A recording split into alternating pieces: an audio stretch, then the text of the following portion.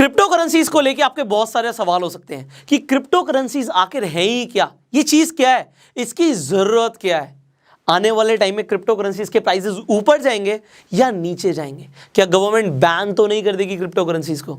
आपके बहुत सारे सवाल हो सकते हैं, बट आपको इन सवालों के जवाब के लिए सिर्फ 5 कंसेप्ट समझने की जरूरत है। अगर आपको 5 कंसेप्ट समझ आ गए तो आपको क्रिप्टो करेंसीज का पूरा गेम समझ आ जाएगा।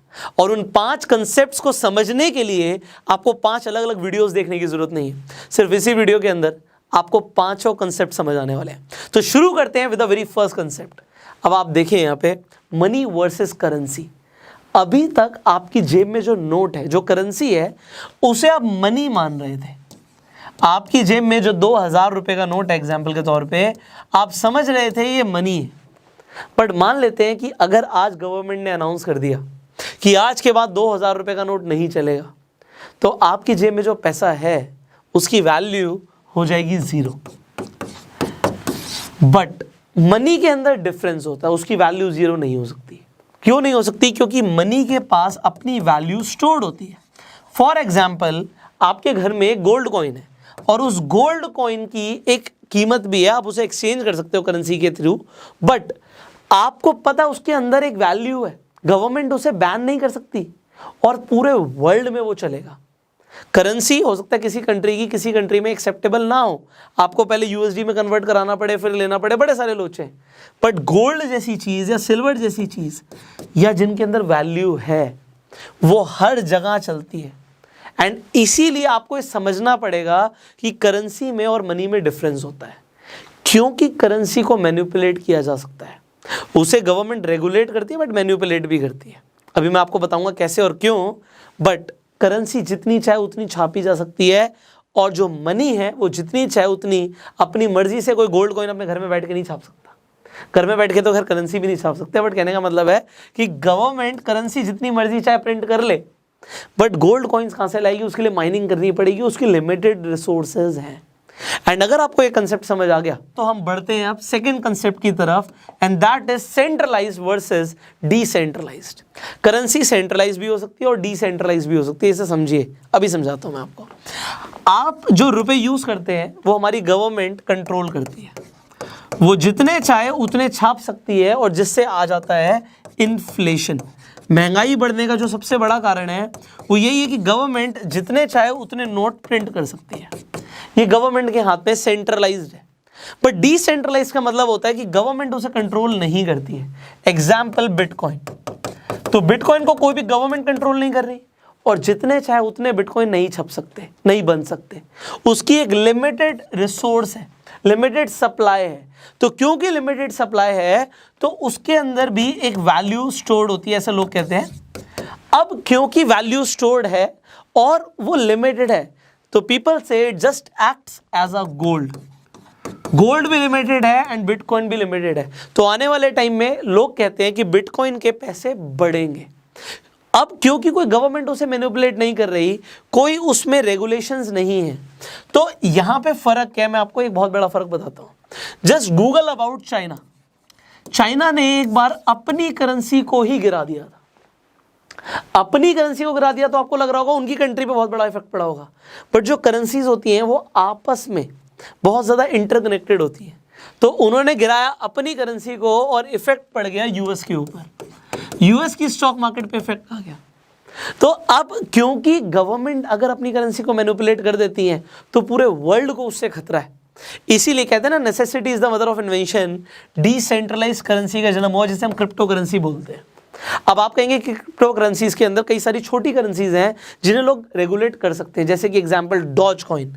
अब अगर छोटा कॉइन है, अब डॉज कॉइन भी छोटा नहीं रहा, बट कोई बड़ा प्लेयर आ जाए, बिग बुल आ जाए, तो उसके अंदर क्या कर सकता है? ऐसे एलॉन मस्क ने क्या किया, जब चाहे बढ़ा दिया, जब चाहे गिरा दिया। क्योंकि मार्केट का साइज अभी बहुत छोटा है। जब ये मार्केट का साइज बढ़ेगा, एग्जाम्पल आज की डेट में स्टॉक मार्केट का साइज बहुत बड़ा है क्रिप्टो करेंसी मार्केट के सामने, तो कोई अगर आके मान लो 1000 करोड़ या 10,000 करोड़ भी डालेगा तो पूरी मार्केट को मैनिपुलेट नहीं कर सकता। हाँ, एक स्टॉक को तो यहां पे भी मैनिपुलेशन हो सकता है।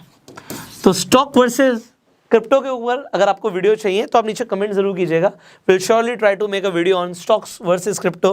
तो क्या सिमिलैरिटीज हैं, क्या डिफरेंस है, हम आपको बताएंगे। बट आपको यहाँ पे समझ आ रहा होगा, आपको सेकंड कंसेप्ट भी समझ आ गया होगा कि सेंट्रलाइज वर्सेस डिसेंट्रलाइज में क्या फर्क है। अब तीसरा कंसेप्ट है फिएट करेंसी। अब फिएट का मतलब क्या है?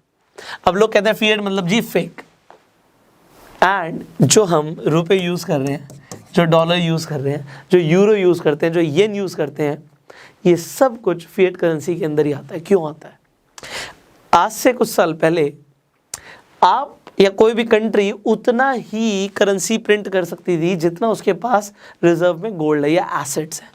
अब आज की डेट में जो कंट्रीज नोट प्रिंट कर रही हैं उसके पीछे कोई भी एसेट्स नहीं है। They are not backed by any asset। जितने चाहे उतने प्रिंट कर लो। तो यू ऑलरेडी नो जिम्बाब्वे के साथ क्या हुआ, एंड ऐसी बहुत सारी कंट्रीज हैं जिन्होंने अपनी ही देश की इकॉनमी डुबा दी नोट प्रिंट करते हुए। तो क्योंकि ये गवर्नमेंट के हाथ में है, fiat currency people think it is a fake currency. It is not backed by any gold, it is not backed by any assets. तो मेरा ये सजेशन है, it is not just about crypto currencies, it is about कि आपके पास जो पैसा आता है ना उसे आप एसेट्स में कन्वर्ट कर लो, चाहे गोल्ड में कर लो, चाहे आप सिल्वर में कर लो, चाहे अगर आपको ज़्यादा पैसे आ जाएं आप एक लैंड लेके डाल दो। बट उससे फ़ायदा क्या होगा आपका कि आपका पैसे की वैल्यू डिप्रिशिएट नहीं होगी, इन्फ्लेशन से भी बचोगे, और भगवान ना करे कि जैसा और कंट्रीज़ के साथ हुआ वैसा हमारे इंडिया के साथ कभी भी हो। बट यस, बहुत ज़्यादा नोट प्रिंट किए जा रहे हैं। कोरोना के बाद कितने नोट इंडियन गवर्नमेंट ने प्रिंट किए आप नीचे कमेंट करके बताइएगा। यूएस ने कितने किए मैंने आपको ऑलरेडी वीडियोस में बताया हुआ है। तो बहुत ज़्यादा पैसा गवर्नमेंट प्रिंट करती जा रही है। अब यहाँ पे फोर्थ कंसेप्ट को समझते हैं, and that is digital versus physical currency. अब डिजिटल वर्सेस फिजिकल, आज से कुछ साल पहले लोगों को पेटीएम पे भरोसा नहीं था। लोगों को लगता था यार इसके अंदर पैसे डाल रहे हैं, पेटीएम भाग गई तो, क्योंकि डिजिटल है, लोगों को लगता था डिजिटल सिर्फ बैंक में हो सकता है, वो भी हमारे स्टेटमेंट में खाते में चढ़ा हुआ हमें दिखेगा तो हम मानेंगे कि पैसे हमारे अकाउंट में हैं, वरना लोगों को भरोसा है सिर्फ फिजिकल करेंसी पे। अब मैं आपको एक बहुत अच्छा इंसिडेंट शेयर करता हूँ।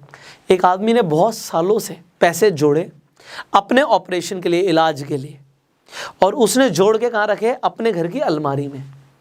बट उस आदमी को नहीं पता था कि उस अलमारी में चूहा घुस सकता है, और उस अलमारी में चूहा घुस गया और उसके पैसे उतर गया।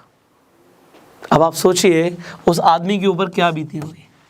अब फिजिकल करेंसी होना, आपके हाथ में पैसे दिखते हैं भैया, 50,000 की गड्डी आपको दिखती है हाथ में, और 50,000 रुपये अकाउंट में तो सिर्फ फिगर्स हैं। बट वो 50,000 कोई छीन सकता है, खो सकते हैं, चूहा उतर सकता है, चोरी हो सकता है, कुछ भी हो सकता है। But digitally now people think it is safe. पहले लोगों को नहीं लगता था, पहले लोगों को डिजिटल पे भरोसा नहीं था। But crypto currencies are totally based on digital technology. ये टोटली डिजिटल है, वो कहीं आपके हाथ में नहीं आएगी। बिटकॉइन का कॉइन आपने बहुत बार देखा होगा, बट वो आपके हाथ में कभी नहीं मिलेगा। It is digital form of currency. तो डिजिटल फॉर्म ऑफ करेंसीज की क्यों जरूरत है, आपको समझ आ रहा है। अब अगर आप क्रिप्टो करेंसीज के अंदर इन्वेस्ट करना चाहते हो तो इस वीडियो के एजुकेशन पार्टनर हैं CoinDCX Go, जिनके प्लेटफॉर्म पे जाके आप सिर्फ 10 रुपये से भी बिटकॉइन खरीद सकते हो। आप बहुत सारी क्रिप्टो करेंसीज के अंदर ट्रेड कर सकते हो, एंड आपका जो फंड इसमें रहता है वो सिक्योर्ड रहता है, वो इंश्योर्ड रहता है। तो आपको इस प्लेटफॉर्म के अंदर अगर आपको क्रिप्टो करेंसीज खरीदनी है तो डिस्क्रिप्शन और कमेंट बॉक्स में लेंगे, आप CoinDCX पे जा सकते हो और बहुत इजीली क्रिप्टो करेंसीज में इन्वेस्ट और ट्रेड कर सकते हो। अब फाइनली हम बात करेंगे फिफ्थ कंसेप्ट की, जिस कंसेप्ट के ऊपर क्रिप्टो करेंसीज बेस्ड है, and that is blockchain technology. Well, काफ़ी सारे लोग कहते हैं हम क्रिप्टो करेंसीज पे तो जी उतना ट्रस्ट नहीं करते, बट हमें ब्लॉकचेन टेक्नोलॉजी पे बहुत ज़्यादा भरोसा है। And this is a same statement from RBI governor.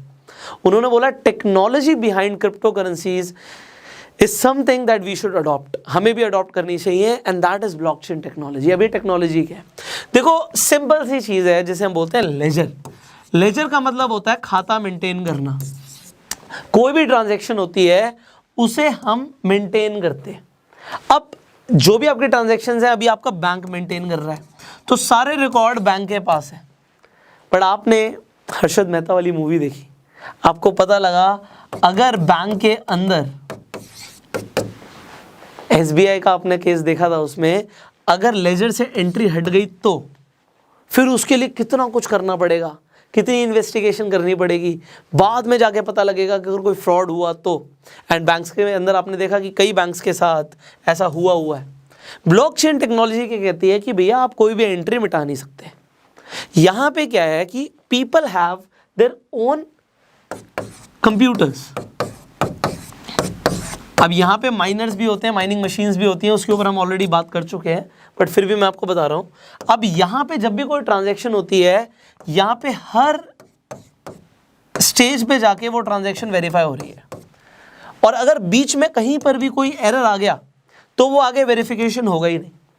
तो क्योंकि आपका जो लेजर है, खाता है, वो बहुत सारे स्टेप्स में मेंटेन्ड है, तो ब्लॉकचेन टेक्नोलॉजी का फायदा क्या है कि जो लेजर है उसे कोई भी मैनिपुलेट नहीं कर सकता, फिगर्स को कोई मैनिपुलेट नहीं कर सकता। Every transaction is being recorded.